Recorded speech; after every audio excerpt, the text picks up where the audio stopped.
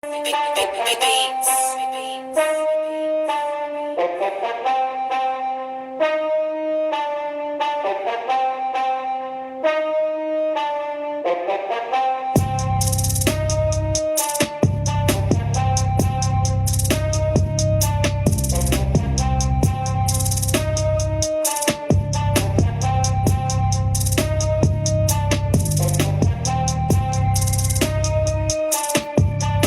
about them Cowboys, baby? And Big D putting it on the New York Football Giants, baby. Alyork Sports, the raw truth, coming right back at your niggas, bro. Woo! What a performance in Dallas, Texas, baby. Let me bring this back here real fast. Let me give my shout outs real fast. Shout out to the East Coast, West Coast, Midwest, Los Angeles, Las Vegas, Cali, New York City, Chi-Town, the D, and LES to the motherfucking depth. Alyork Sports. Also, a shout out to Syndicate Radio TV, my boy Dino. This Thursday, we back on. Also, salute to Tony Sports. Salute to Noah Parker. Salute to my boy Serge. Salute also to Credit Fix. Make sure you guys, it's never too late. Hit me up. Inbox me, IG me, or email me at al.newyork@yahoo.com. al.newyork@yahoo.com. Real simple. We're here to get it out to y'all. Never too late to fix your credit. Never too late to fix your credit. Let me say that correct. Now we're going to go to them boys. How about them Cowboys, baby? Woo! What a show. Oh, boy, they showed up in Big D, and they smacked the New York Football Giants 35-17. G-Man was simply overmatched. Now, I don't know if the Cowboys are that good or the Giants are that bad, but let me give you some numbers. Cowboys led by Dak Prescott, 25 for 32, 405, 4 touchdowns, 0 picks. Way to go, Big Dak. Then you got Zeke Elliott, 13 touches, 53 yards, 1 touchdown. And Michael Gallup, 7 receptions for 138 yards. Now they're working on the triplets again. The triplets are going to be Dak Prescott, Elliott, and of course Amari Cooper. And not to mention, we picked up Randall Cobb from Green Bay Packers, who's also going to help us. Cobb had a decent game, 4 receptions, 69 yards for a touchdown, and Amari Cooper has 6 for 106. Now offensively, the Giants didn't play that bad.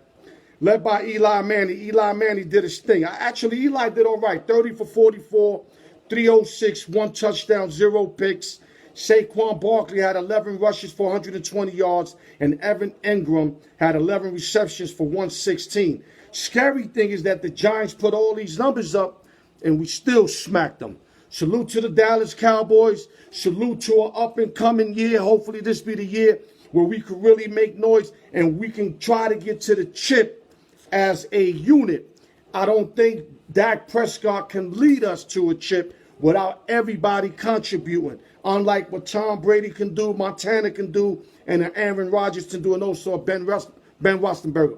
But if everybody plays the part, kind of like, the Trent Dilfer Baltimore Ravens, the Jeff Hostetler New York Giants, or the Brad Johnson Tampa Bay Bucks, with everybody contributed, then anything is possible. Salute to the Dallas Cowboys. Now let's go to the dog pound in Cleveland, where Delaney Walker took basically a page out of Dennis Green and said, they are who we thought they were, meaning that the Cleveland Browns ain't shit. So basically the Giants were running around saying, whoop that trick, get him, whoop that trick. Yo, they went over there and annihilated them, man, 43-13. They outscored them 31-7 in the second half. And for the second quarter on, 40-7. It was a bad showing for the Cleveland Browns. And not to mention, Odell Beckham already started some shit, wearing a watch during the game. I don't know if it's I don't know if he get extra money for that, or, it's got to be branding his brand. But he cannot start this so early. They got to worry about playing football in Cleveland. They got exposed yesterday. Like I said, 43-13 to a mediocre Tennessee Titan team. And let me give y'all some numbers.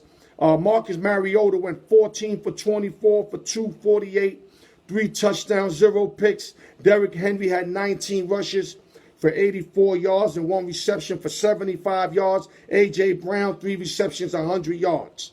Bake Money went 25 for 38, 285. Nick Chubb, 17 rushes, 75 yards. And Odell Beckham Jr., 7 receptions for 71 yards. But I don't know what's going on with the Watts situation, that he should not bring no extra attention to the team, especially with a spanking like that, because they got toasted. I mean, I knew something funny because everybody, of course, was on the Browns yesterday, but I didn't expect this here. No way, no how. Now, I know it's only week 1 for the Dallas Cowboy fans or for the Cleveland Brown fans. There's 15 weeks of football left. I understand all that. But like they say, first appearance means a lot. And they went out, man. They went out and they definitely underachieved, man. Now let's go to the Coliseum in Oakland, where the Oakland Raiders won 24-16. No AB, no problem. John Gruden had these guys ready to play. Unlike the Denver Broncos, who played poorly on offense and defense. Flacco looked his age. Their defense was looking suspect. Now, I know it was game 1. They're probably not in football shape, especially the Broncos, who has a lot of veterans on their defense. So it's going to take them a little while to get in football shape, because you know the preseason, they hardly play. But, yo, they look tired out there. They was winded out there. And, of course, the Oakland Raiders looked like they was already in mid-season form, because they already got like an average, mediocre team. So you know they playing, they getting as much reps as they can get. They out there trying to win the game, and they definitely did. Salute to John Gruden for having the Oakland Raiders ready on this Monday night without AB. So AB had to look at Pittsburgh get annihilated, which he was happy. You know, he's on New England, so you know he's super happy. But he had to look at the Raiders win. But just sure that's not going to really bother him, because he know the Raiders can't see New England. So salute to the Oakland Raiders. Let's go to the next subject. Now we go to the MLB wild card playoffs. I got to continue to give y'all an update, because every day things are happening. So let's start off in the American League wild card. If it ended today, the Rays will have the top part of the wild card at 86-59, and Oakland would be at the second end of the wild card, and everybody else would be knocked out. Indians would be knocked out. Boston would be knocked out. Oakland is 1.5 games away from the Rays, and the Indians have half a game out of Oakland. Now, my prediction would be that Oakland and Indians will make it, and the Rays will fall out.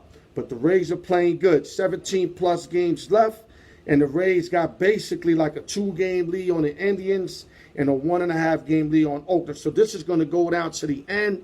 It's going to be superior baseball. Tune into these last 17-plus games, y'all. The wild card makes it all worth it, man.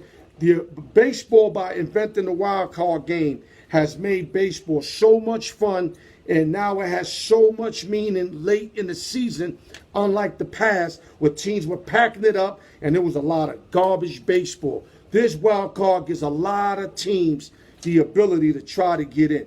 So it's great for baseball. Now let me go to the National League.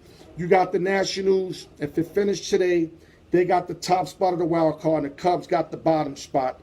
And Milwaukee, Arizona, Phillies, and Mets will all be eliminated.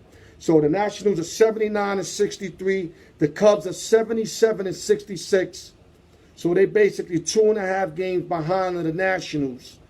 But Milwaukee is 2 games of catching the Cubs for the last spot. Arizona's 2.5. Phillies are 3. Mets are 4 with 17-plus games. Now, I did say earlier, like a month ago, the Nats and the Cubs would finish in either order, but they will both make the playoffs, and everybody else would get eliminated. And they're going to fight, but I'm still going to say that the Cubs and the Nats will play that wild card game. And as far as the top records in baseball, the Yankees are 95-50, Houston 95-50, tied for the best record in the American League. The Dodgers are 93-52, third best record behind the Yankees and Houston. And Atlanta's 90-55, fourth place. Salute to my boy Goose, sticking with his Atlanta Braves. Atlanta Braves are playing baseball. Salute to the Atlanta Braves, folks. Playing some real good baseball. Now, injury report. sad news yesterday for the Jacksonville Jaguars. They lost Nick Foles out for a long time. It could be season-ending collarbone. He got his collarbone hit up really bad, broke his collarbone. If he does come back, we're looking at no sooner than week 10.